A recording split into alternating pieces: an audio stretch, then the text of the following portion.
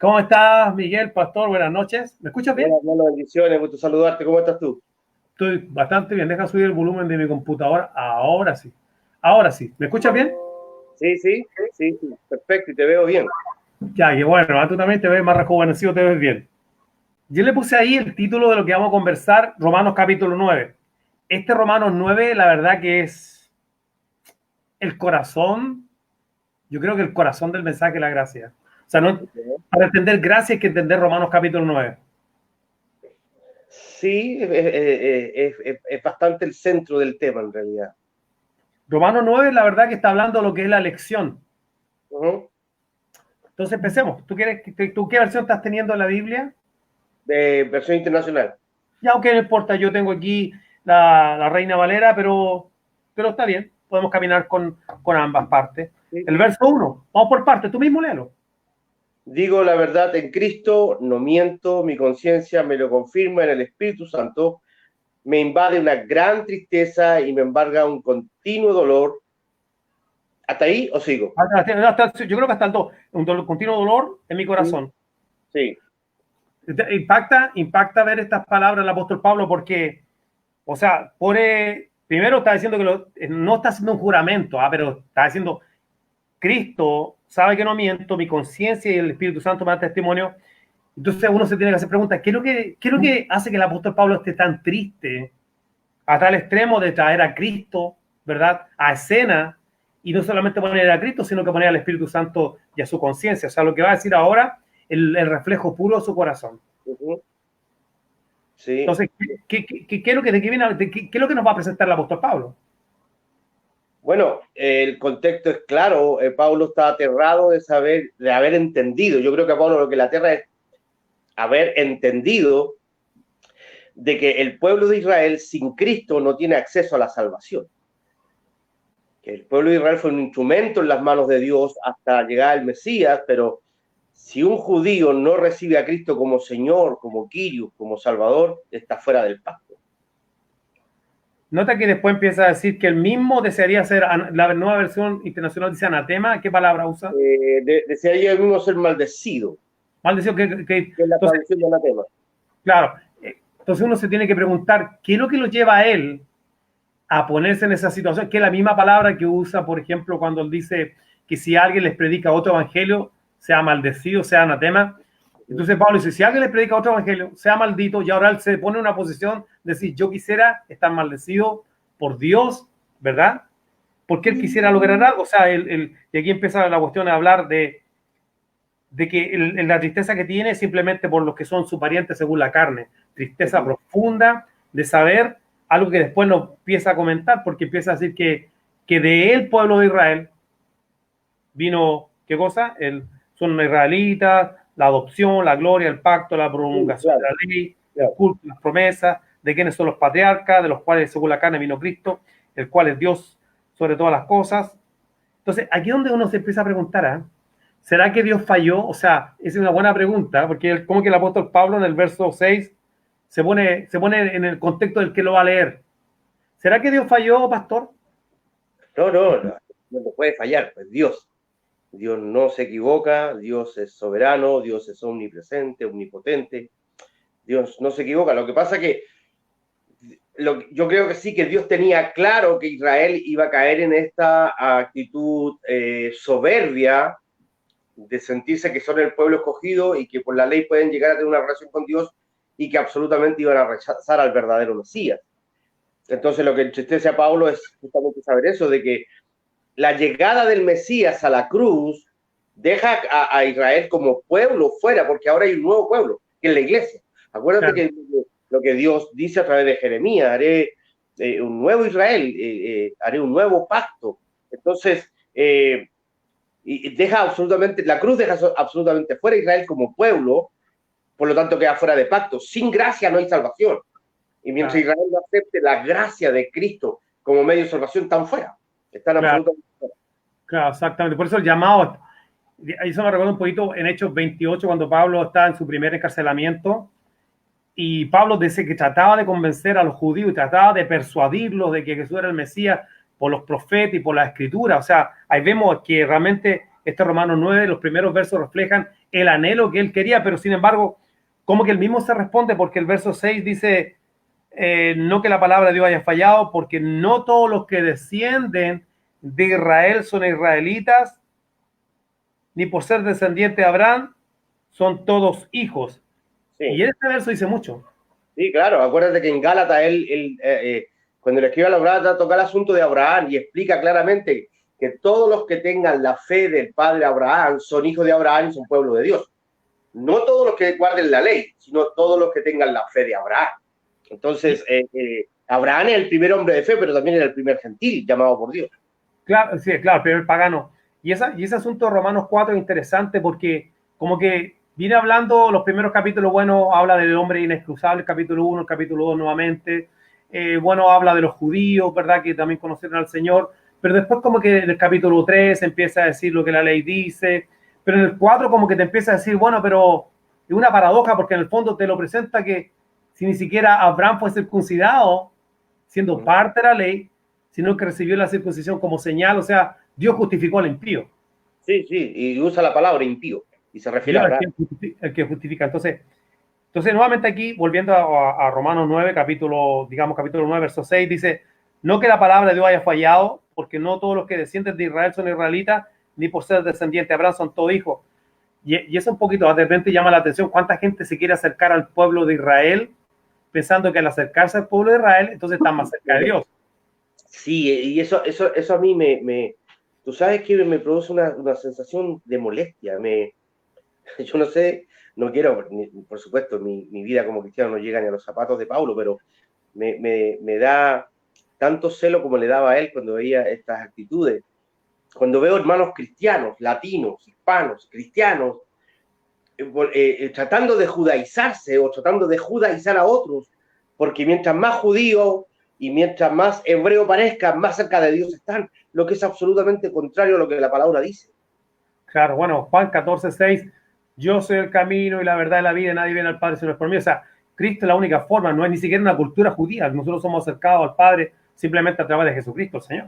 Bueno, cuando Pablo le escribe a los Efesios, habla de que la ley era un muro que dividía judíos de gentiles y que ese muro fue derribado para que judíos y gentiles lleguen a Cristo por la fe, dice. Claro, justificado por la fe. O sea, el único conducto para Cristo es la fe, ya sea judío o gentil, es la fe, no es la ley. Mira, el verso 6 dice, ni por ser descendientes de Abraham son todos hijos. Y recalco eso porque de pronto está eso de que somos todos hijos de Dios. Juan capítulo 1, bueno, yo creo que te sabe de memoria, verso 12, a los suyos, a los 11, a los suyos vino, a los suyos no lo recibieron, para todos los que creen, ¿verdad? Los que lo reciben, le dio potestad de ser hecho hijos de Dios. Y el 13, los cuales, o sea, los hijos de Dios, no son engendrados de voluntad ni de carne ni de varón, sino que son engendrados de parte de Dios. Entonces, podemos ver que aquí quien engendra es Dios. O sea, si Pablo te está diciendo que no todos, que por ser descendientes de Abraham no son hijos, y Juan te está diciendo que para ser hijo tiene que ser engendrado de parte de Dios, entonces el llamado efectivo comienza con el Señor. Sí, y fíjate que citaste un asunto que no es el tema de hoy, pero se pone bien peluda la cosa, porque ¿tú te acuerdas cuando Jesús comienza su ministerio y empieza a hablar en parábolas? Jesús da la parábola de la semilla y la cizaña, y cuando le explica, dice que la tierra, que todo el mundo es el campo del hombre rico, que Cristo es el hombre rico, que las semillas son los hijos de Dios, que el diablo sembró una mala semilla y que las cizañas son los hijos del diablo. Ya cuando nos metemos en ese terreno, se pone complicada la cosa porque estaríamos hablando de que hay en el mundo gente que es hija del diablo y gente que es hija de Dios que va a ser alcanzada por la gracia porque fueron elegidos antes de la fundación del mundo. Entonces, es bastante profundo el tema ese. Ahora, dijimos entonces, estamos en el verso 6, dice, no que la palabra de Dios haya fallado, porque no todos los que descienden de Israel son israelitas, ni por ser descendiente de Abraham son todos hijos, sino que en Isaac te será llamada descendencia, esto es, no los hijos según la carne, como que lo reitera, y esto es una cuestión de cuando de la literatura judía, eso de reiterar Cuando tú reiteras una misma idea varias veces porque estás haciendo como un highlight, estás haciendo como un énfasis a lo que estás poniendo, ¿cierto? Cuando lo repiten 2 veces porque te está diciendo algo importante. Esto es, no los que son hijos según la carne son los hijos de Dios, sino que los que son hijos según la promesa son contados como descendientes, porque la palabra de la promesa es esta, y aquí te la explica. Por este tiempo vendré y Sara tendrá un hijo, y no solo esto, sino también cuando Rebeca concibió de uno, ¿verdad? De Isaac, ok. No solo esto, sino que cuando Rebeca concebió de uno, de Isaac, nuestro padre, pues no habían aún nacido, ni habían hecho ni el bien ni el mal, para que el propósito de Dios, conforme a la elección, permaneciese no por el que obra, sino por el que llama. Se les dijo, el mayor servirá al menor. ¿Cómo dice la Nueva Traducción Viviente, el verso 10? No solo eso, también sucedió que los hijos de Rebeca tuvieron un mismo padre, que fue nuestro antepasado Isaac. Sin embargo, antes de que los mellizos nacieran o hicieran algo bueno o malo, y para confirmar el propósito de la elección divina, no en base a las obras, sino al llamado de Dios, se le dijo a ella, el mayor servirá al menor, y así está escrito a Jacob, pero aborrecí a Isaac. Este verso no estaría de alguna manera destruyendo la teoría de que, por ejemplo, son las personas las que escogen seguir a Dios. No, absolutamente, absolutamente. No deja ninguna opción a creer que un hombre puede escoger a Dios. No solo este pasaje, Pastor Andrés. La Biblia en general enseña de que los pecadores estamos, después de Adán, el hombre está espiritualmente muerto. Y un muerto no tiene opción a elegir. No tiene opción a elegir. Efesios capítulo 2 dice, porque antes estábamos muertos en delito y en pecado. Entonces, estábamos, de eso es lo que tú estás diciendo, de estar muerto en delito y pecado, la gente como que no lo considera, como que cree que no es suficiente razón como para que anule a nombre poder escoger a Dios, pero estábamos teniendo un programa con el pastor Luis Hidalgo y estábamos tratando justamente Juan 3:16, que es muy citado, el porque de tal manera amó Dios al mundo que ha dado su hijo unigénito. Sí, lamentablemente es muy, o sea, es que bueno que es muy citado, pero que es lamentable que sea mal interpretado. Pero no claro, se ha hecho una buena crítica al texto. Porque mira, lo que pasa es que aquí John MacArthur le llama a esto no sé, la verdad de 2 caras, aquí tiene dos caras la misma verdad, pero porque el verso 16 dice, porque de tal manera amó Dios al mundo, ya lo conocemos, para que ha dado su Hijo unigénito, para que todo aquel que en él crea no se pierda, mas tenga vida eterna. Sin embargo, cuando nos vamos al verso 19, dice, y esta es la condenación, que la luz vino al mundo y los hombres amaron más las tinieblas que la luz, porque sus obras eran malas. O sea, el hombre no puede coger lo bueno de Dios. No, sí, claro, correcto. 2 problemas tiene al interpretarse Juan 3:16. 2 problemas. Uno, que la palabra mundo usada por los discípulos después de la cruz es porque aprendieron en Cristo a integrar a los gentiles a su vocabulario. Antes la relación era Dios-Israel, Israel-Dios, no hay más. Dios era el Dios de Israel, Israel era el pueblo de Dios, el único pueblo de Dios. Con Cristo los discípulos entendieron de que Dios no hace acepción de personas, pero no significa que Dios los acepta a todos. No hace acepción de personas significa que ahora sí los gentiles tienen acceso a la relación con Dios. Entonces cuando dice, porque de tal manera amó Dios al mundo, no está hablando de cantidad, sino de calidad. Sino ama a judíos y ama a gentiles. ¿A cuántos judíos? No a todos. ¿A cuántos gentiles? No a todos. A los escogidos. A eso se refiere porque Dios ama al mundo. El asunto está que, el problema está que cuando caemos en la interpretación de qué es lo que es un escogido, qué es lo que es un elegido. Entonces, si yo, por ejemplo, digo, yo soy un elegido porque un día yo escogí a Dios, entonces yo estoy cometiendo un error. Hasta gramatical. O sea, estoy haciendo, realmente estoy haciendo una reinterpretación de la palabra elegido. Yo creo que más que una reinterpretación está haciendo una distorsión. Porque yo no puedo decir fui elegido porque yo elegí. ¿Tú te acuerdas cuando éramos niños en Chile, tú y yo, y jugábamos a la pelota en el barrio? Entonces los 2 más buenos de los equipos adversarios elegían al equipo con el que iban a jugar. A mí siempre me elegían al final porque yo era el más malo, pero me elegían ellos. Yo no podía elegir al equipo en el que iba a jugar. Ellos me elegían a mí. Entonces yo no puedo decir, yo elegí este equipo porque el equipo me eligió a mí. Yo elegí a Dios porque Dios me eligió a mí. Es absurdo, o sea, hay que partir por el hecho de que la gracia es irresistible y el hombre no tiene opción, debido al tema que trataste 2 días con este pastor, debido a la degradación profunda en la que está el ser humano, el hombre no puede escoger a Dios, entonces es Dios el que coge al hombre.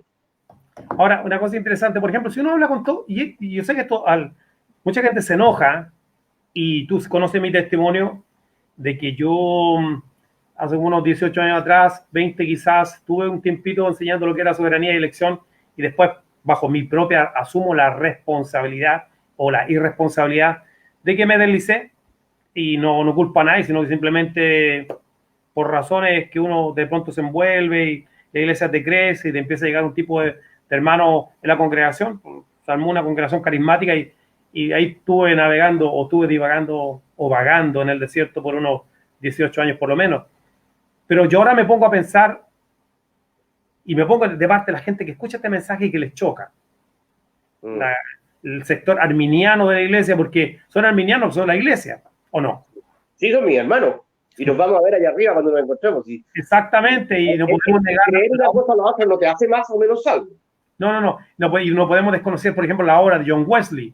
No, absolutamente. Un gran arminiano, un gran siervo de Dios, pero sin embargo una postura diferente a lo que, no solamente la reforma, pero lo que enseña la palabra de Dios. Sí. Pero el punto que te quiero llevar es, si tú le preguntaras a la iglesia en general, vamos a hablar con hermanos en general y vamos a decir, por ejemplo, hermano, ¿ustedes creen que Dios escogió a Israel? Todo el mundo dice, amén.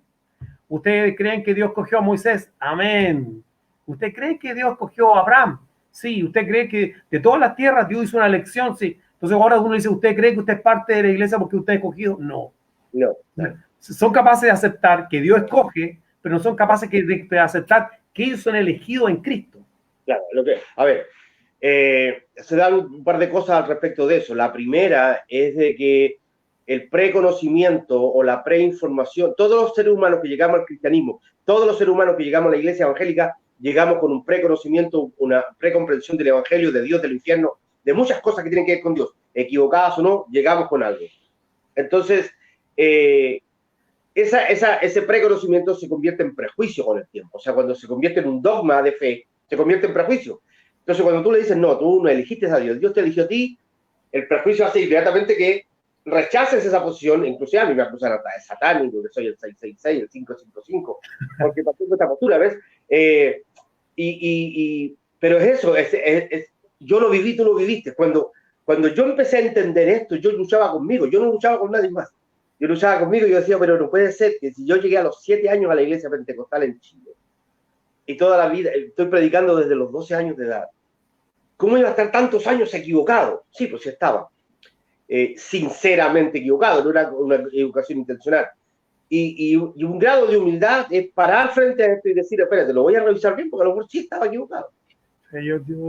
Yo por eso te digo, y yo hablaba con el otro pastor, con el pastor Luis Hidalgo, y le decía, mira, yo no quiero tener una postura, no tengo la postura farisaica de ver a las personas que lo ven diferente, porque en un momento de mi vida empecé a encontrar lo injusto.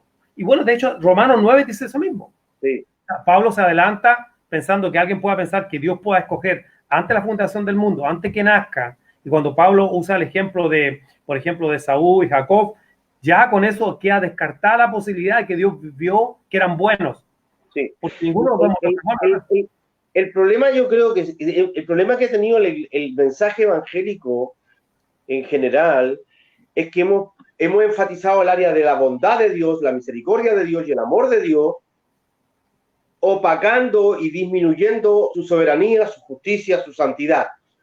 Entonces, a un cristiano que ve a Dios bueno, buenito, buenísimo, le es imposible entender que Dios vaya a mandar al infierno. O sea, queremos creer que el hombre se va al infierno porque eligió mal, pero no porque Dios lo mandó, porque en realidad Dios no es malo. Y la Biblia dice, de hecho, fíjate, tocando este tema, una de las frases más comunes en el mundo evangélico, sobre todo en línea carismática, es Dios aborrece el pecado, pero ama al pecador, cosa que no es bíblica, cosa que no es cierta. Dios aborrece el pecado y aborrece al pecador, lo odia. Dios ama a sus escogidos. Bueno, hay un par de salmos que lo dice, ¿eh? Dice que Dios odia al impío. Yo sé que son palabras completamente fuertes. Lamentablemente no tengo el texto aquí como para haberlo apoyado. No sé si tú lo tienes a mano, pero si lo encuentras por ahí lo podemos tirar porque hay varios textos de la Biblia donde dice que Dios aborrece al pecador, Dios aborrece al impío. Pero volviendo al tema, fíjate el verso 14, porque estamos en Romanos 9, ¿verdad? Dice, ¿qué pues diremos? ¿Que hay injusticia en Dios? Pablo responde, de ninguna manera. Porque a Moisés dice, tendré misericordia del que yo tenga misericordia, me compadeceré del que yo me compadezca, así que no depende del que quiere, ni del que corre, ni sino del que el Señor tiene misericordia. Entonces, aquí como Pablo se adelanta, como que uno, porque a lo mejor alguien está viendo este video ahora, no sé en el momento, a lo mejor no en vivo, pero después lo examina en el canal de YouTube o mismo en tu canal o aquí en Facebook y dice, bueno, pero Dios es injusto. No, Pablo dice, no, esto no es una cosa de justicia, esto es una cosa de misericordia. Y ahí quedó separar. Y que hay justicia en esto, fíjate, es que yo tampoco lo entendía hasta que me lo explicaron. Sí hay justicia, fíjate. Después de que Adán peca, ¿qué merece toda la humanidad? Pecado, muerte. El infierno, ok. Si Dios deja que desde Adán hasta hoy, Dios dejara que todo el mundo se fuera al infierno, ¿estaría siendo justo o injusto? No está diciendo justo, porque la justicia... Estaría siendo justo, es lo que merecemos. Ok, claro. Entonces, ¿qué es lo que dentro de esta justicia en el que todo el mundo debe ir al infierno, Dios aplica misericordia y salva a algunos? No está siendo injusto, está siendo misericordioso, porque yo tampoco merecía ser salvo. Claro. Solo tuvo misericordia. ¿Por qué? No sé, nunca lo voy a saber. Porque no hay cualidades en mí, no hay nada en mí, excepto mi pecado, que justifique que Dios me haya salvado. Entonces la gente dice, es injusto que Dios permita que uno... Lo justo sería, a mentalidad humana, humanizando a Dios, justo sería que Dios le diera la opción a todos, el que quiera quiera y que no se pierda. No funciona así. No funciona así. Porque entonces la salvación estaría en las manos nuestras, no en las de él. Y como decía el pastor el otro día, algo muy interesante, Hidalgo, decía, ¿quién se lleva la gloria? O sea, si solo a Dios sea la gloria, una de las 5 solas de la Reforma, ¿quién se lleva la gloria cuando te salvan? La salvación es del Señor. Entonces, tú dijiste una cosa muy interesante. Yo la estaba conversando ahora con mi esposa en el carro, veníamos manejando y decíamos, claro, la condenación del mundo es un acto de justicia. Claro. Lo que pasa es que con nosotros lo que hubo fue no justicia, misericordia. Sí, se aplicó a misericordia sobre la justicia. Exactamente. Ahora, Dios es soberano de hacerlo con quien quiera. Es el punto que no queremos entender. Dios es soberano de hacer esa misericordia con el quien le plazca. Estamos en el verso Romanos capítulo 9, verso 14, que pues diremos que hay injusticia en Dios en ninguna manera, pues a Moisés dice, tendré misericordia del que yo tenga misericordia, me compadeceré del que yo me compadezca, así que no depende del que quiere ni del que corre, sino del que el Señor tiene misericordia, porque la Escritura dice a Faraón, para esto mismo te he levantado, para mostrar mi poder, para que mi nombre sea anunciado en toda la tierra, de manera que de quien quiere tiene misericordia, y al que quiere endurecer, endurece. Y ese es un punto, porque uno, hagamos cuenta, por ejemplo, quizá a lo mejor podemos hacer un paréntesis, porque, ok, hay gente que ha dicho, no, los reformistas no creen en el libre albedrío. Yo creo que sí, claro, como no. O sea, hay una responsabilidad de parte del hombre. O sea, lo que no entiende la gente que el libre albedrío tiene solamente un rango de moralidad. A ver, te explico. Después que Adán cayó, todo el mundo está muerto espiritualmente. Dentro de ese mundo de muerte espiritual, yo tengo el libre albedrío para elegir de ser muy recontra malo o un perdido no tan malo, moralmente mejor. Por eso es que tú encuentras gente que dice, mira, ese tipo no es cristiano, pero es tan buena persona, es tan buen esposo, es tan buen padre. Claro, tuvo el derecho a elegir moralmente cómo se quería comportar, pero eso no le da acceso a la salvación. Tenemos libre albedrío moral para ser muy malos o muy buenos dentro del mundo de perdidos. Y luego que somos salvos, tenemos el libre albedrío para ser buenos cristianos o mediocres. Pero tampoco tenemos la elección de perdernos. Eso está en las manos de Dios. Entonces, la libertad del hombre es como aquel hombre que está preso. Está en la cárcel, tiene la libertad de comer, de no comer, de rechazar el desayuno, si quiere desayunar, tiene la libertad de portarse bien o ser castigado, ir a la celda solitario porque está castigado. Él elige cómo vive, pero no puede elegir salir de la cárcel. No puede elegir salir de la cárcel. Lo que Martín Lutero llamaba la esclavitud de la voluntad. Es decir, el hombre tiene un libre albedrío subjetivo para hacer el bien, pero activo para hacer el mal.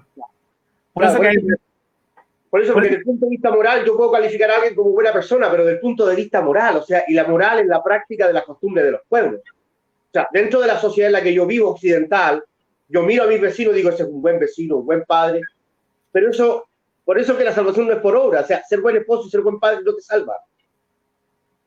Te salva ser ser hijo de Cristo. Y para eso Cristo tiene que resucitarte de esta muerte espiritual. Y eso lo hace solo Él cuando Él quiera.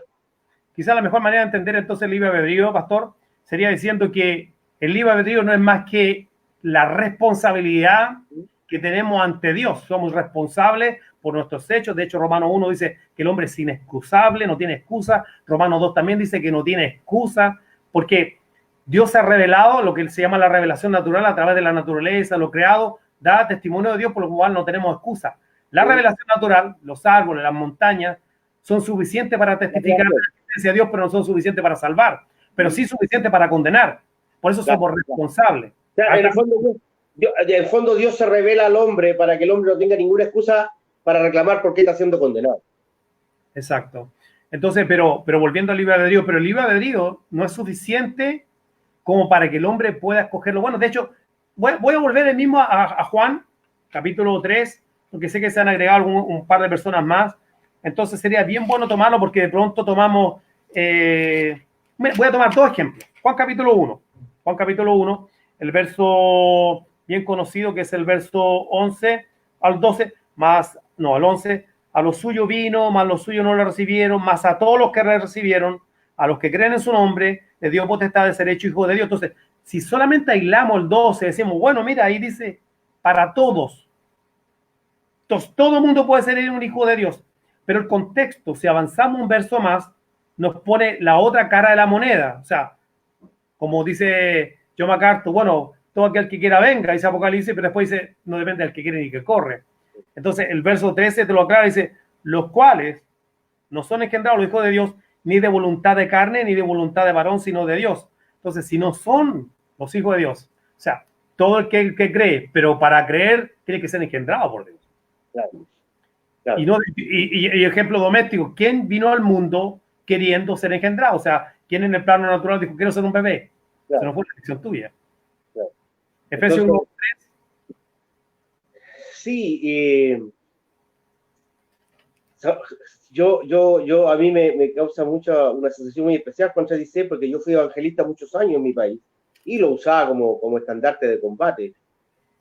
Lo que yo no entendía en ese tiempo, que inclusive creer en Cristo, mira, creer en Cristo es un asunto que tiene que colocar Dios en el corazón del muerto espiritual, del pecador. Inclusive el arrepentimiento, porque fíjate el mensaje que predicaba yo cuando predicaba evangelismo en el mundo carismático. Le decíamos, arrepiéntete de tu pecado y busca a Cristo y serás salvo. Pero lo que no entendía es que arrepentirme de pecado es algo que solo Dios puede colocar en el corazón del pecador. Nadie se arrepiente de pecado para salvación si Cristo no pone arrepentimiento en su corazón. Bueno, hay un verso de eso. El hombre se arrepiente emocionalmente. Por ejemplo, un niño que lo pillan haciendo una maldad, al momento que va a recibir el castigo se arrepiente de haberlo hecho. Pero no significa que va a cambiar de conducta. Un hombre que es sorprendido por su mujer en adulterio, sabe que le va a costar el matrimonio y se arrepiente de haberle engañado porque sabe que lo pillaron. Pero no dice que va a cambiar de conducta. O sea, si lo perdonan, la va a volver a hacer. En cambio, el arrepentimiento que pone Dios en el corazón es un cambio de conducta con respecto al pecado. Y eso solo lo puede hacer Dios. Mira, incluso más Pablo le dice a Timoteo, hablando de la gente que está creyendo erróneamente, está enseñando erróneamente, le dice, quizás Dios les conceda que se arrepientan. Entonces, si tú te pones a pensar y te pones en la mente de Pablo, entonces uno dice, bueno, entonces, ¿cómo que quizás Dios les conceda que se arrepientan? Porque el arrepentimiento solamente viene de Dios, porque es cuando el Espíritu Santo te contriñe de que estás en pecado. ¿Te acuerdas que dijo Jesús en Juan capítulo 16 que cuando él viniera el Espíritu Santo... Si el Espíritu Santo el que convence al pecador de juicio, quiere decir entonces que el arrepentimiento viene de Dios y que no nace en el corazón del hombre. Es un don de Dios. Como la fe para ser salvo. Tú ves que la gracia es el medio por el cual Dios salva, pero sin fe no puedo alcanzar la gracia. Pero esa gracia, esa fe con la que alcanzo la gracia, también es un regalo de Dios. Romanos 8:28, Efesios capítulo 2, versos 8 y 9. Por gracia sois salvos por medio de la fe, y esto no es de vosotros, es un regalo de Dios. Las dos cosas, la gracia y la fe. Claro, exactamente, son un regalo de Dios. Eso está escrito, la salvación es del Señor. Pero mira, volvamos, estamos hablando del libre albedrío. Entonces, si hay textos que dicen, por ejemplo, que el hombre es libre para escoger, el que quiere venga, y hay otros textos que dicen, por ejemplo, que no depende del que quiere ni del que corre, o sea, hay una antítesis. Yo he descubierto dentro de mi estudio de la palabra del Señor que lo mejor es hacer otras preguntas, porque de pronto dice, bueno, pues hay versos que dicen que uno puede escoger a Dios, otros versos dicen que tú no puedes escoger a Dios. Entonces habría que preguntarse, y esto derriba todo argumento que se crea que el hombre es que está en control de su destino en cuanto a la salvación, en cuanto a escoger a Dios, es, ¿podrá Dios endurecer el corazón del hombre? ¿Podrá Dios abrir el corazón del hombre sin preguntarle? Y creo que este verso lo dice, ¿ves? Verso 17, porque la escritura dice a Faraón, para esto mismo te he levantado, para mostrar en ti mi poder, para que mi nombre sea anunciado en la tierra, de manera de que a quien quiere, de quien quiere tener misericordia, y al que quiere endurecer, endurece. Y ahí tenemos un caso. Faraón fue endurecido, ¿sí? Pero no solamente él, porque aquí en Romanos 11 también dice que él les dio un espíritu de estupor a los israelitas para que viendo o escuchando no entiendan. Obviamente son entregados a su propio pecado, o sea, Dios no es ministro de pecado, pero son entregados a su propia naturaleza y no pueden creer. Entonces, si Dios hacer lo que quieren ser. Claro, entonces si Dios aquí en Romanos 11 dice que él se reservó un remanente por gracia, o sea, y como yo entiendo, este remanente son los pocos de Israel que han creído. Y que van a seguir creyendo, porque hay muchos más que van a creer. O sea, claro, eso exactamente. Pero ya no viene. Claro, pero esto es un remanente de los que han creído, de los pocos que han creído, pero sin embargo, si tú ves, se lo reservó el Señor. O sea, no es que ellos fueron buenos, porque mira, vamos a buscar Romanos 11, a lo mejor quieres leerlo tú. Romanos 11, 4. Yo creo que tú lees mejor que yo, ¿eh? Pero ahí va. ¿Y qué le contestó la voz divina? He apartado para mí 7.000 hombres, los que no se han arrodillado ante Baal. Así también hay en la actualidad un remanente escogido por gracia. Y si es por gracia, ya no es por obra, porque en tal caso la gracia no sería gracia. O sea, eso está explicando exactamente que el remanente que hoy día tenemos de Israel es un remanente que no tiene nada que ver con que Dios vio que eran buenos, que eran fieles a la ley, que tocaban el chofar, que se ponían el kipá, que iban a la sinagoga, sino que dijo que era por gracia y que él se lo reservó. Y cuando Pablo dice, hubo 7.000 hombres, así también, dice la Reina Valera, ahora ha quedado. O sea, ahora, así, del mismo modo, ahora ha quedado un remanente que fue escogido de la misma manera, fue reservado por Dios. Y si por gracia, ya no por obra, descarta completamente el hecho de que uno diga, no, es que se dejó a lo que era más noble. Claro, estos días conversaba con un hermano respecto a este tema, un hermano de línea pentecostal, y hablando, porque él insistía en que la gente quiera salvarle y hay que hacer algo para que se salve y hay que moverse. Y yo decía, no hay que hacer nada, hay que predicar el evangelio y dejar que Dios haga. Entonces, me tiró la parábola de la semilla que cae sobre pedregales, sobre espinos, y entonces yo le decía, pero fíjate, si la misma parábola lo explica, la semilla que cae en mala tierra y no hay arreglo. La semilla que cae en buena tierra va a dar fruto 60 al 80 al 100. Ahora, dice la parábola en alguna parte de que el sembrador trató de arreglar la tierra para que esa tierra diera buen fruto. De ninguna manera, la tierra mala es mala tierra. Entonces lo que tiene, y ese es el problema, que como nosotros, muchos cristianos creen que a la gente hay que salvarla de alguna manera, se han inventado una cantidad enorme de estrategias de salvación. ¿Me entiendes? A ver cómo le hacemos para que la gente, ay, ¿cómo lo hago para que se salve? No, si no podemos hacer nada, no, es que no podemos hacer nada. Dios cogió un medio, la predicación del evangelio. La predicación del evangelio, nada más. Nada más. Y eso, y cuando uno ve, por ejemplo, yo estaba viendo, ¿cómo se llama? Cuando Pablo predica en Atenas, y toda la presentación del evangelio de Pablo fue: ustedes no conocen a Dios, el Dios no conocido, Dios ha sido bueno con ustedes, con toda la gente, manda ahora que dejen la ignorancia, que todo el mundo se arrepienta. Dios no puede vivir en cosas hechas por manos de los hombres. Un día Dios va a juzgar, ¿verdad?, a todo el mundo a través de Jesucristo. O sea, la predicación lleva arrepentimiento, ¿verdad?, proclamación de juicio, resurrección. Yo creo que esa es la presentación del evangelio. Además, que si definimos evangelio, 1 Corintios capítulo 15, el 1 al 4, dice que el evangelio simplemente: Cristo murió por nuestro pecado de acuerdo a la escritura, fue sepultado de acuerdo a la escritura, resucitó de acuerdo a la escritura. Es el evangelio. Cristo murió, resucitó por nosotros, por nuestros pecados. Pero volvamos a Romanos. Estamos ahí en Romanos 9. Nos habíamos quedado en el verso donde endurece al faraón.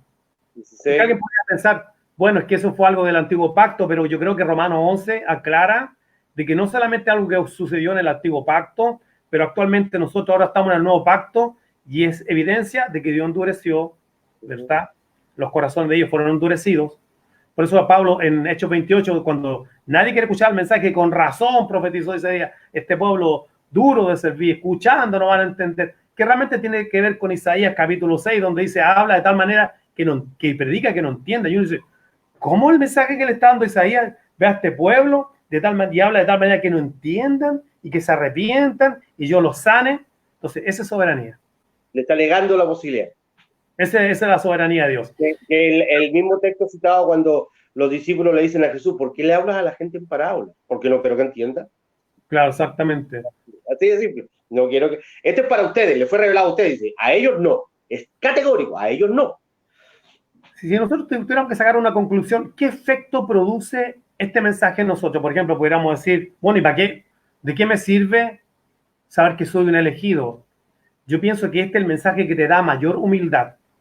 O sea, te da una humildad. Bueno, es que depende. Depende. Acuérdate que hay gente que usa el concepto de soy elegido para tener una actitud muy arrogante. Lo que yo sí estoy de acuerdo cuando yo entiendo profundamente que la elección, que mi salvación fue una elección soberana, pierdo toda la gloria. Claro. Pierdo toda la gloria porque ni lo elegí, ni fue inteligente, ni tomé una buena decisión, ni hice un buen análisis, porque eso es lo que presentamos al evangelizar. Piénselo, hermano. Todavía tiene tiempo de pensarlo. Tome una buena decisión esta noche. Levante su mano, venga al frente. Y el tipo al final pasa convencido que tomó una buena decisión. Pero mira, en el libro de los Hechos, en ninguna parte, y esto hay que aclararlo, no estamos diciendo, por ejemplo, que Dios no es amor, o que el mensaje no conlleva un mensaje de amor, porque de tal manera amó Dios al mundo, amó que dio. Sin embargo, en el libro de los Hechos, tú no vas a encontrar en ningún capítulo, nunca una presentación de que arrepiéntense porque Dios les ama. Nunca a nadie se le dijo, Dios tiene el mejor plan para tu vida. No. Lo mejor está por venir. Dios te ama tanto, dale una oportunidad. No aparece, aunque está implícito, porque el sacrificio de Cristo es una muestra de que Dios ama. Sin embargo, no escuchamos ese rogar, ese como, dele una oportunidad al Señor, porque es que Dios te ama tanto. Ni en las cartas pastorales. No hay ningún indicio que en algún momento los apóstoles hayan dado la opción de si alguno quiere seguir al Señor, levante su mano, esta es tu noche. No hay. Ellos presentaban el Evangelio y dejaron que la gente reaccionara. Yo hoy día compartía la palabra en mi iglesia respecto voy a empezar a enseñar la carta a los Corintios. Y hoy día hice la introducción a Corintios cuando Pablo llega en el capítulo 18 de los Hechos, después de haber fracasado en el Areópago, porque fue un fracaso, o sea, está frente a una gran multitud de estoicos y epicureos, y cuando empieza a hablar de la resurrección lo hacen callar y se para obrero, otro día de hablar, fue un fracaso. Y entonces, bueno, Pablo, ¿qué hizo? Se fue nomás a predicar a su lado, o sea, no dependía de que la gente se salvara. Sí, pero dice que cuando se fue a Corintio y cuando vinieron, dice que vino Sila y Timoteo, lo encontraron completamente lleno, entregado a la predicación de la palabra. Y ese también es un jalón de oreja para todos aquellos que han entendido, hermanos en la fe, reformistas, que han entendido el mensaje de la elección soberana, de que no debe haber una desmotivación, o sea, tiene que haber una pasión por entregar el mensaje, porque Dios ha escogido la predicación del evangelio como la forma para alcanzar al creyente o al que ha de creer. Una de las grandes confusiones que le ha hecho muy mal al mensaje de la reforma en Latinoamérica, no hablo de Latinoamérica porque es lo que yo conozco, de los años que viví, prediqué en Chile, pero es de que de alguna forma se estirpó el nervio evangelístico, es decir, bueno, Dios el que salva, que salve él, pues yo me quedo, yo viniendo a la iglesia, yo cantando, yo estoy listo. No, hay que salir a predicarle a todo el mundo y dejar que Dios escoja. Claro. Tenemos una responsabilidad como escogidos, predicarle al mundo. Exactamente, eso también es soberanía. Dios no solamente escogió a quienes, pero también escogió el método. Sí, por tanto, ella ser discípulo a todas las naciones, bautizándonos en nombre, predicarle a todas las naciones. Ahora, ¿quién va a ser salvo de todas las naciones? Es el problema de Dios. En el verso te están mandando saludos de Alemania. ¿De verdad? Sí, saludos desde Alemania, Pablo, Damaris. Oh, pues mi hijo que está en Alemania, sí. Saludos desde Perú también, Vladi manda saludos. Saludos desde Miami, Carol. ¿Cómo está, Carol? Un abrazo para ti. Saludos a Liceo R. Lurita. Marcelo Godoy está viendo también. Marcos Santos, Patricia Margarita, Alexis Isaac Fernández, Samuel Soto Balboa, Patricio Llanes de nuestra congregación, Pedro Luis Echeverría, un hermano que amamos mucho, que es de allá de Miami. Hay bastantes conectados, hay bastantes personas que han dejado saluditos. Un tema muy interesante, pero mira, ok, ya hemos tratado el hecho de que Dios escoge. O sea, que no me escogiste a mí, sino que yo lo escogí a vosotros. Elección. Nadie viene a mí si no le he dado por el Padre. La Biblia griega, arrastrado. Dios te tiene que arrastrar. Pablo dijo en el libro de los Hechos, cuando le predicó a los judíos y no se convertían, se volvió a los gentiles, se alegraron los gentiles de que la palabra le estaba llegando a ellos, y dijeron así, dice, y fueron, dice Lucas, registra, dice, y ese día, dice, fueron alcanzados todos los que estaban ordenados para vida eterna. Sí, mi versión dice destinados para salvación. ¿Tú tienes el texto por ahí? ¿Lo tienes a mano? Hechos 14, ¿no?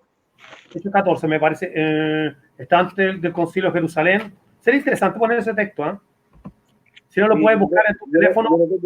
Son los textos que yo tengo marcados en mi Biblia, por supuesto. Lo que pasa es que esta Biblia que yo tengo es una Spurgeon, está nueva, entonces. 13. Fue la predicación de su primer viaje misionero. Me parece que está después del concilio, pero no estoy seguro. No, es después. Aquí lo tengo. En el 13, en el capítulo 13, verso 48, papá. ¿Cómo dice? Léelo, por favor. Al oír esto, los gentiles se alegraron y celebraron la palabra del Señor y creyeron todos los que estaban destinados a vida eterna. Bueno, la Reina Valera dice, los gentiles oyendo esto se regocijaban y glorificaban la palabra del Señor. Vamos a detenernos para tener eso en mente, regocijarse y glorificar la palabra del Señor, y creyeron todos los que estaban ordenados para vida eterna. Mira, es que ya eso recae en Dios. Sí. Entonces, ¿cuál debe ser la actitud? Dijimos cuál no debía ser la actitud de una persona que entiende que es un elegido de parte de Dios. No debe ser arrogante, no debe ser jactancioso. Pero ¿qué actitud debe ser? Número 1, regocijarse, y número 2, glorificar a Dios y su palabra. Este es un tema para glorificar al Señor, este es un tema para sentirse contento. De hecho, no es la única vez que la Biblia habla de que somos elegidos, predestinados. Quizás Efesios capítulo 1, verso 3, tú estabas trayendo capítulo 1. Tú estabas trayendo una serie en tu iglesia expositiva de Efesios, ¿verdad? Sí. Metámonos para allá. Total, finalmente, aquí están los hermanos. Olga Andrade, saludito. Mira. Saluda a los hermanos que se sientan que sí los vimos. Yo no tengo la lista de la gente que estaba viendo, pero... Lo que pasa es que con el teléfono... porque tú estás usando tu teléfono. Sí, no, está bien, pero dale, tú salúdalos. Y dale saludos míos a la gente. Sí, saludo le manda el pastor Miguel Orellana. Oye, pastor, mira aquí. Bendito sea el Dios y Padre de nuestro Señor Jesucristo, que nos bendijo con toda bendición espiritual en lugares celestiales. Primero son bendiciones espirituales, sí, ¿verdad? Sí, eso es bien importante. La gente, voy a aprovechar de tirar con ventilador. La gente de prosperidad interpreta muy mal este pasaje porque dice que se refiere a casas con piscina, carros, yates y una vida próspera. No se refiere a esas bendiciones. Está hablando del contexto de la salvación. Toda bendición espiritual se refiere exclusivamente a la salvación, según el contexto. Sí, pero no solamente eso, te dice que dónde están, en lugares celestiales en Cristo Jesús. Así que si fuera, que no es, una casa, tendría que esperar hasta la siguiente vida a lugares celestiales. Ok, pero mira, pero te empieza a nombrar las bendiciones espirituales, ¿eh? Te lo empieza, según nos escogió en él, antes de la fundación del mundo, para que fuésemos santos y sin mancha delante de él. O sea que una bendición espiritual estar escogido ante la fundación del mundo. Verso 5. En amor, habiéndonos predestinados. Otra bendición espiritual, estamos predestinados para ser adoptados, hijos suyos por medio de Jesucristo. Mira ahora, según el puro afecto de su voluntad. ¿Sí? Dicho de alguna forma simple, a capricho. Se encaprichó con usted. Exactamente. O sea, y tú que estás escuchando este video, eres pastor, eres maestro, te hago un llamado de todo corazón porque yo estuve en ese punto de vista. Yo luché con este tema. Y el pastor que está aquí también me conoce, sabe mi historia, sabe lo que yo luché. Y tú eres testigo de cómo yo luché y yo tuve temas en contra de Juan Calvino, tuve en contra de la predestinación. Yo he eliminado más de 300 temas de nuestra página de YouTube y sigo borrando. Eliminé más de 4.000 pensamientos fuera de contexto en nuestra página de Facebook. Y ahora la página está casi en 2.000 seguidores, la página de Facebook y YouTube sin hacer nada. Lo único que hice es borrar lo malo, no he hecho nada más, borré lo malo. borre lo malo y Dios se ha glorificado. Pero mira, pon atención, o sea, ¿qué es lo que quieres tú?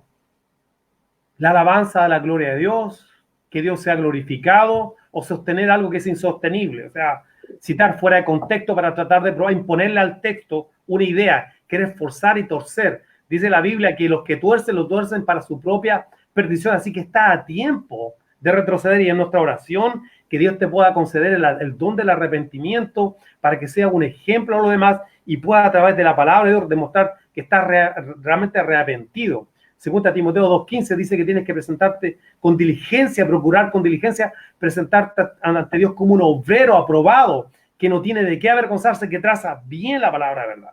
Y aquí... Dame un minuto para defender un poco a los hermanos que no están de acuerdo con nuestra postura.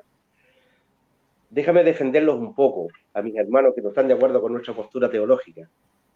La culpa ha sido nuestra porque una gran cantidad de predicadores que han entendido que Dios elige, por lo tanto han entendido que la salvación no puede perderse, un salvo no puede perderse, porque si Dios te escogió no te puedes perder. Han caído en la desgracia de vivir una vida de libertinaje con la seguridad de que hagan lo que hagan con su vida, igual van a ser salvos, cosa que es falso, la Biblia lo dice. Entonces, claro, hemos desprestigiado el Evangelio. Este Evangelio lo hemos desprestigiado. Porque entonces el tipo fuma, baila, toma, adultera, fornica, total es salvo, elegido. Eso no es lo que enseñamos nosotros. Eso no es lo que la Biblia enseña. Lo que entendimos que fuimos elegidos para salvación, honramos con nuestras vidas al Dios que nos salvó. Y cuidamos nuestro testimonio para que no sirva de estorbo, para que otro no vaya a llegar.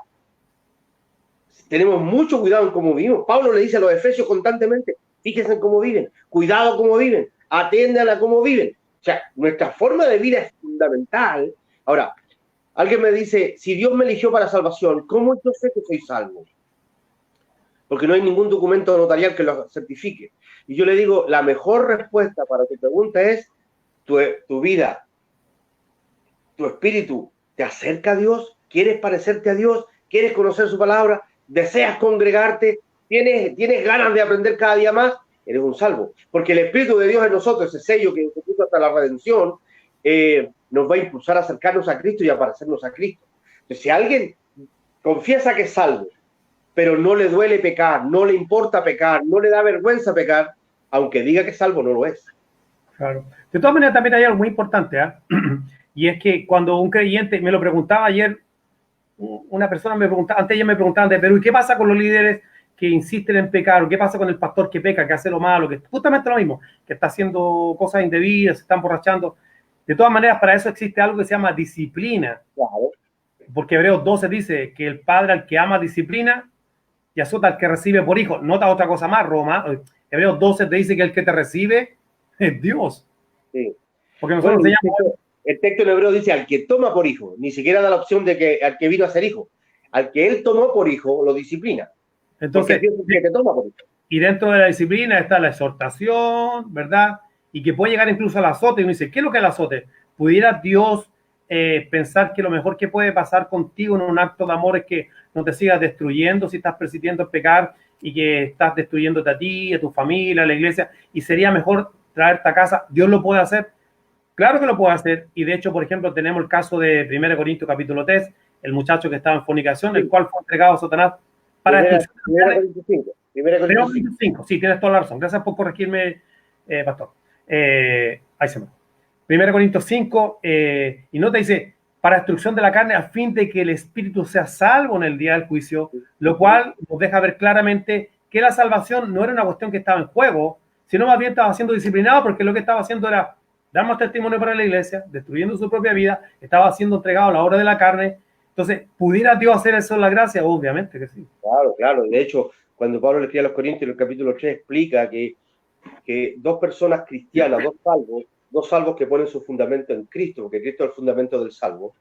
Uno edifica con muy buen material, con piedras preciosas, con oro, y otro edifica su vida con hojarasca, con pasto, con hierba. La prueba, el fuego, el dolor, va a probar las dos edificios. Va a tener que edificar correctamente sobre el fundamento que es Cristo, va a permanecer sin pérdida. Pero luego Pablo agrega, el que edificó su vida con mal material va a perderlo todo, va a ser salvo así como por fuego. Claro. O sea, no se va a perder, pero Dios lo va a hacer tocar fondo. Claro, lo que pasa es que lo que es probado por fuego es la obra de él. Bien ¿Mm? importante entenderlo. Claro, Ahora, no es salvación.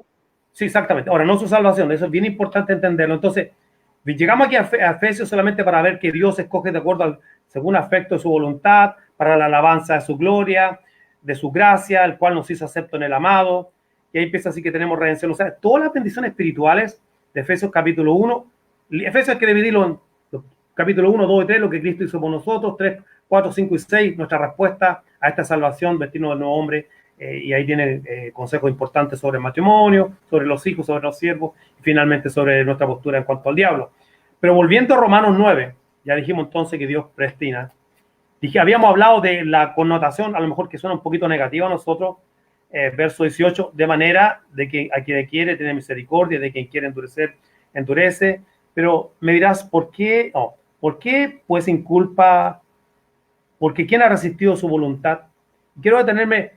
También Dios abre el corazón para bien, o sea, sin preguntar. El caso de Lidia. Dice la Biblia, relata Lucas que Dios le abrió el corazón a Lidia para que estuviera atenta a las palabras de Pablo. Ahora, por ejemplo, si la gente dice, no, Dios no puede endurecer el corazón a alguien, no, Dios no puede abrir el corazón a alguien en contra de su voluntad. Entonces, ¿para qué los días domingos nos piden oración por sus hijos que no son salvos? Claro, no me pida. Si usted no cree que Dios, que el libro de Dios, el Señor, el Rey, el libro de Dios es tan importante, entonces pare de molestar a su pastor pidiendo la oración por su hijo drogadicto, borracho o su hija que anda en malos pasos, porque en el fondo, si usted no cree que él lo puede hacer, pero la Biblia sí enseña que Dios puede abrir el corazón. Hecho claro. El pasaje de Lidia tiene algo que a mí me impresiona mucho, el pasaje de Hechos 16, cuando Pablo llega al río a hablar con las mujeres, porque eran mujeres judías y estaban todas alabando a Dios. Y Dios salvó a una. Nota, estaban todas adorando a Dios y Dios salvó a una, a Lidia. ¿Y qué pasó con la otra? Bueno, tú puedes adorar a Dios, pero eso no significa que Dios esté recibiendo esa adoración. Porque Cristo le dijo a la mujer samaritana, usted adora lo que no sabe.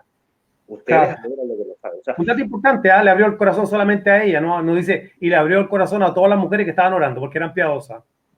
Y de hecho, después, más adelante, tú vas a encontrar que en la casa de Lidia se funda una iglesia. Cuando Pablo sale de la cárcel con Silas, llega a la casa a confrontar a los hermanos que se congregaban en la casa de Lidia. No estoy diciendo que Lidia era la pastora, ni mucho menos, pero por lo menos abrió su casa para que se levantara una iglesia. Entonces, todo el mundo que adora a Dios, Dios está obligado a salvarlos, ¿no? No. Hay gente que dice que Dios salva a aquellos que tienen una especie de inclinación a buscarlo, una especie de inclinación al bien. Y el apóstol Pablo tenía algún tipo de inclinación al bien, odiaba a Jesús, odiaba el cristianismo, odiaba a los cristianos, y Cristo lo salvó. Claro. Y luego Pablo, escribiéndole a los Gálatas, dice, yo ahora me doy cuenta que fui elegido desde el vientre de mi madre. Claro, me separó del vientre de mi madre. La elección... Y nota eso, con un propósito de revelar a su hijo en mí. Para que yo se lo predique a los gentiles. Claro. Entonces, vamos a terminar con esto solamente. Estamos en el verso 19 de Romanos 9. ¿Llevamos una hora hablando? ¿Ah? Llevamos una hora hablando. Yo creo, no sé. Sí, dice ahí arriba 56,39. Ya es hora que nos despidamos, compadre. Sí, pero espérate, vamos a terminarlo con esto. ¿Ah? Pero me dirás, ¿por qué pues inculpa? Porque ¿quién ha resistido su voluntad? Y una de las 5 solas es que la gracia es irresistible. Una cosa que tú no lo puedes entender. Yo recuerdo haber estado en el comedor de tu casa, escuchando a tu madre, mi tía, cuando tenía 9 años. Y me recuerdo que mi tía, todo el mensaje le estaba compartiendo a su hermano, a mi tío. Yo debo haber tenido unos 9 años, 8 quizás. Mi tío en ese tiempo unos 45. Y ella predicándole, hablándole del Señor. Y mi tío tomando un café, un tecito, algo así, yo no recuerdo bien. Pero lo único que sé es que después que terminó la conversación, mi tío terminó de comer, su hermano, y ya cortó el tema, y fui yo que dentro de mí a esa edad le dije a ella estas palabras. Tía, ¿qué de hacer para ser salvo? Fueron mis palabras textuales ante madre. Wow, no sabía. Sí, eso a los 9 años. Fue la primera persona que yo escuché el Evangelio. Y entonces ella obviamente me dijo que hiciera esto, me mandó un pastor para que me explicara el plan de salvación. Obviamente no lo hice porque era muy niño y además mi papá nunca me hubiera dejado hacerlo. En ese tiempo ser cristiano evangélico realmente era un desprestigio. Sí, claro. De hecho, cuando entregué mi vida al Señor, cuando Él me llamó a los 16 años y llegué a la casa y le conté a mi papá se paró, le dije, papá, me entregué al Señor, mi papá se paró de la mesa, me abrazó y me dijo, qué lástima, qué pérdida de vida, qué lástima que has perdido tu vida. Estaba triste, era como un funeral. Pero yo sentí el llamado del Señor a los 9 años. No lo puedo negar. Entonces Dios llama y no pude resistirlo. No fue una cosa que yo dije, bueno, quiero o no quiero. ¿Quién ha resistido la voluntad del Señor? Entonces, Dios es soberano, la soberanía de Dios está por todas partes, Él hace como quiere, solamente nosotros no podemos cuestionar a Dios, no podemos decir que injusto. Romanos 9 una bofetada para todos aquellos que estén escuchando hoy día y digan, no, estoy injusto. Pues Romanos 9 te da una bofetada, no diga eso, porque no, el vaso no le puede decir al alfarero, ¿por qué me hiciste así? No puede decirle, bueno, ¿por qué me hiciste así? No, sino que simplemente debes tener la humildad de darle gracias al Señor, que esto lleva alabanza al Señor, que le da gloria a Dios. Y como dije en un momento cuando te interrumpí, si encuentras textos que dicen que para todo aquel que quiere, y también dice que no, que Dios escoge, entonces tienes que preguntarte, bueno, Dios, si yo soy libre y tengo un libre albedrío, pero la Biblia dice que Él interviene en mi libre albedrío y que si quiere me abre el corazón y si quiere me endurece, entonces quiere decir que la teoría del libre albedrío se cae al piso y que Dios es 100% soberano. La Biblia no tiene contradicción, a lo mejor hay ciertas cosas que son paradojales, pero no tienen contradicción alguna. Sí. Oye, Pastor, te doy gracias por este tiempo improvisado, ¿eh? Una hora para Sí, poder... fíjate, no me esperaba esta bendición de poder compartir contigo este tema tan interesante. Alguien me pone aquí, David me pone, ok, dice, David Alcacino dice, ok, pone el argumento arminiano de decir, por ejemplo, bueno, el hombre tiene el libre albedrío, ¿acaso no dice la Biblia que Dios quiere que todos se salven? Y ese sería un tema por otro lado, pero vemos una cosa muy importante, la Biblia tiene lo que se llama un llamado general, o sea, Dios hace un llamado a todo mundo. Eso es cierto, hay un llamado general. Sin embargo, cuando uno, por ejemplo, lee a Tito, dice, bueno, porque Dios quiere que se salven, dice el capítulo 2, pero el capítulo 1 dice que está escribiendo a los elegidos. Entonces, las preguntas que nos tenemos que hacer es, ¿cómo interpretamos un elegido? O sea, súper fácil. David define elegido, escogido, predestinado, preordenado ante la fundación del mundo. No has nacido, no has hecho ni bien ni el mal, y Dios te escogió para que el propósito de la elección permanezca, no por el que obra.